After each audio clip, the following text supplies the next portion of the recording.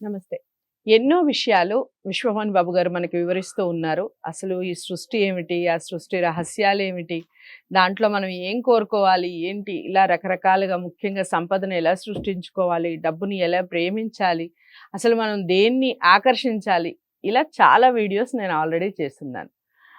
నాకు వచ్చిన సందేహం కావచ్చు, కొన్ని కొన్ని కామెంట్స్ రూపంలో కూడా వస్తూ ఉన్నాయి కాబట్టి ఇప్పుడు ఒక మంచి క్వెషన్ అడగబోతున్నాను విశ్వమోహన్ బాబు గారిని. మీరందరూ వీడియోని స్కిప్ చేయకుండా చూడండి. నమస్కారం. నమస్తే అండి. సో, ఈ సృష్టిలో అందరూ కూడా మనం కోరుకున్న కోరికలన్నీ కూడా ఆహ్, సృష్టితో అనుసంధానం అయితే కనుక అందరికి అనుకున్నవి అన్నీ జరుగుతూ ఉండాలి కదా! కొందరికి ఎందుకు జరగడం లేదు అనేది క్వెషన్. చెప్పండి. మంచి క్వెషన్ అండి. హ్మ్. సృష్టిలో అందరూ ఒకే విధంగా ఆలోచించరు గదా! హ్మ్. మీ ఆలోచన వేరే, నా ఆలోచన వేరే. హ్మ్. నేను కూడా ఒకప్పట్లో నెగెటివ్ అండ్ పాజిటివ్ గదా! హ్మ్. ఇప్పుడే కదా పట్టుకున్నాను. అసలు విషయం ఏందని తెలుసుకున్నాను. నేను ఎందుకు పుట్టాను ఈ భూమి పైన? హ్మ్. ఏమి సాధించాలి? నేను తిన్నానా, లేచినానా, పడుకున్నా దానికి పుట్టానా?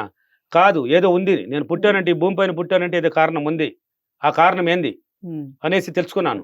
తెలుసుకున్నాను కాబట్టి ఆలోచన ఉన్నతంగా పెట్టాను కాబట్టి వచ్చాను. ఇప్పుడు హ్మ్. కొంతమంది ఉంటారు. ఇప్పుడు ఎగ్జాంపుల్‌కి అనుకోండి. మీరనుకోండి. హ్మ్. మీ ఇంట్లో ఇద్దరు భార్యాభర్తలు పిల్లలుంటారు. మీ ఆలోచనలు ఎలా ఉంటుందంటే, మంచి ఇల్లు ఉండాలి, హ్మ్. మంచి కారు, మంచి లగ్జరీ అంటే ఎవరి దగ్గర పని చేయకూడదు నేను. నేనే 10 మందికి పని ఇవ్వాలి. నేను బాగుండాలి. నగలు మంచి నగలు కోరినప్పుడు కోరిన డ్రెస్ ఎయ్యాలి. నా పిల్లలు ఇలా ఉండాలి. నా భర్త ఇలా ఉండాలి. హ్యాపీగా ఉండాలి. ఎనీ టైమ్ డబ్బుతో జీవించాలని ఒక ఆలోచన. హ్మ్. మీరనుకున్నారు. మీరు హ్మ్. పాజిటివ్ కాబట్టి.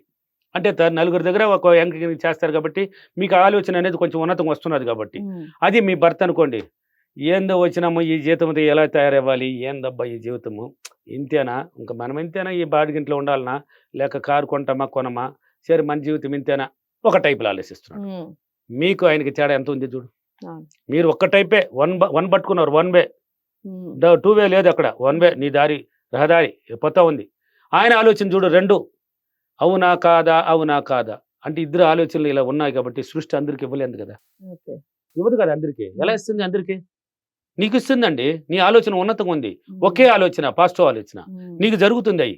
హ్మ్. నీకు జరుగుతుంది. నీ భర్త వల్ల కొంచెం లేట్ అవుతుంది కూడా నీకు. హ్మ్. ఏమంటే ఒక రక్త సంబంధం ఒకే ఇంట్లో ఉన్నారు. ఆయన పాజిటివ్, నెగెటివ్ 2 తగులుతున్నాయి. నీకు కూడా లేట్ అవుతుంది. అది నువ్వు తనిగున్నావనుకో నీకు తొందరగా జరిగిపోతది. ఓకే. కాబట్టి మానవుడి ఆలోచన ఎప్పుడు గాని ఒకే రకంగా ఆలోచించాలి. హ్మ్. చెప్పాలి. మీరు మీ భర్తతో చెప్పాలి. ఎందుకండి నీ వల్ల కాకపోతే ఎందుకు ఎవరి వల్ల అవుతుంది? నీ వల్ల అవుతుందండి. నేనే ఇలా ఆలోచిస్తున్నానంటే నువ్వెందుకు తక్కువ చేసుకుంటున్నావు? నీ హ్మ్. టాలెంట్ ఏంది? నీ పరిస్థితి ఏంది? అబ్బా! అని ఎంకరేజ్ చేయాలి అతన్ని. హ్మ్. చేసినప్పుడు ఏంది నా భార్య 10 రోజులు చెప్పినావనుకో 11వ రోజైనా నీ గురించి ఆలోచన వస్తది ఆయనకి. ఓకే. ఎందుకు నా భార్య నా గురించి ఇలా చెప్తున్నది? అంటే నేనెందుకు ఇలా ఆలోచిస్తున్నాను? హ్మ్. తక్కువ హ్మ్. ఆలోచిస్తున్నాడు కదా! హ్మ్. నా భార్య మాత్రం నా టాలెంట్ అనే చెప్తున్నది. నీకు భలే టాలెంట్ ఉందండి. మీరు ఉపయోగించలేదు దాన్ని.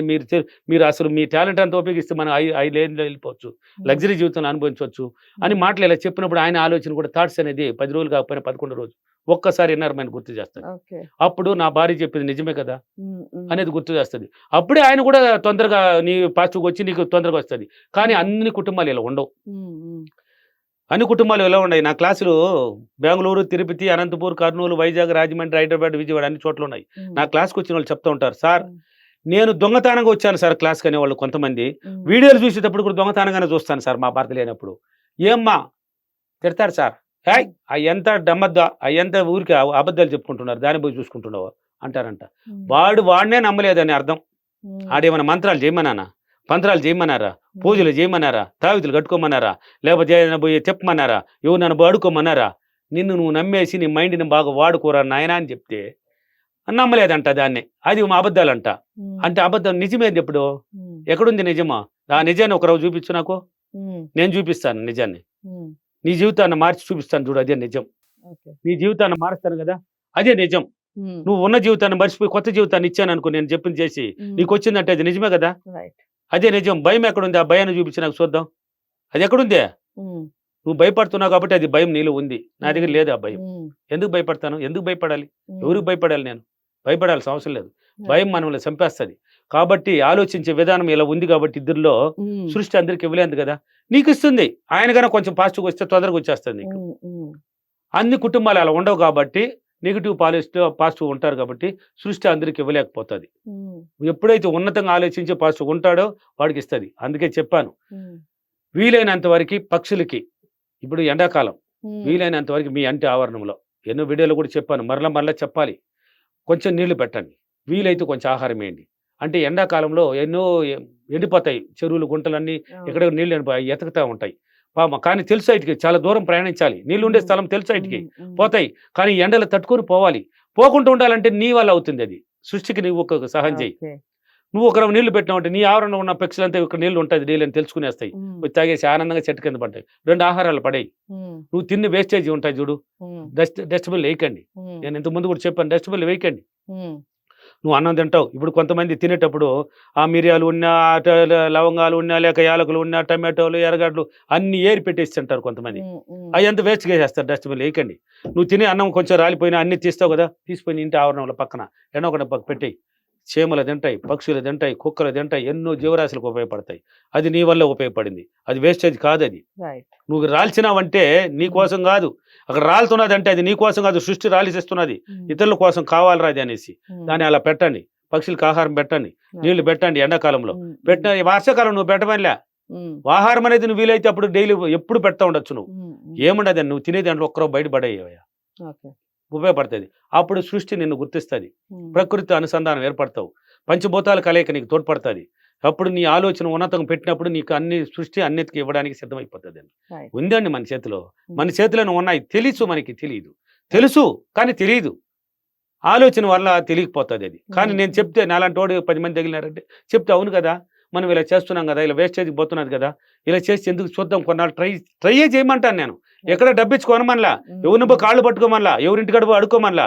ట్రై చేసి చూడు, ఈ అలవాట్లు కొంచెం ట్రై చేసి చూడు, నీట్నెస్ కొంచెం పాటించి చూడు, నీ దగ్గరికి వస్తుంది. సృష్టి ఎందుకు ఇవ్వదు నీకు, ఇస్తుందండి. సృష్టి ప్రతి ఒక్కళ్ళకి ఇవ్వాలంటే ఎలాంటి అఫర్మేషన్? ప్రతి ఒక్కరు ఇవ్వాలంటే ప్రతిరోజు నేను సంతోషంగా ఆనందంగా నా అలవాట్లను మార్చుకొని ఉన్నతంగా ఆలోచించి నేను పాజిటివ్గా ఉండి అన్ని సృష్టిలో స్వీకరించి నేను అనుభవిస్తున్నందుకు చాలా చాలా కృతజ్ఞతలు. Thank you universe, thank you money. So అదండి, సృష్టి ప్రతి ఒక్కళ్ళకి ఇస్తుంది, కాకపోతే మన ఆలోచన విధానంలోనే మార్పులు రావాలి. మార్పులు రావాలంటే ఏం చేయాలి అనేది ఈ వీడియో ద్వారా తెలుసుకున్నాం. విశ్వమణి బాబు గారు క్లారిటీ ఇచ్చారు. మీకు ఇంకా ఏమైనా డౌట్స్ ఉంటే కామెంట్ బాక్స్లో తెలియచేయండి, లేదా విశ్వమణి బాబు గారిని కలవాలి అనుకుంటే స్క్రీన్ మీద కనపడే నెంబర్కి కాల్ చేయండి. వీడియోని లైక్ చేసి షేర్ చేయండి, ఛానల్ని సబ్స్క్రైబ్ చేసుకోండి. నమస్తే.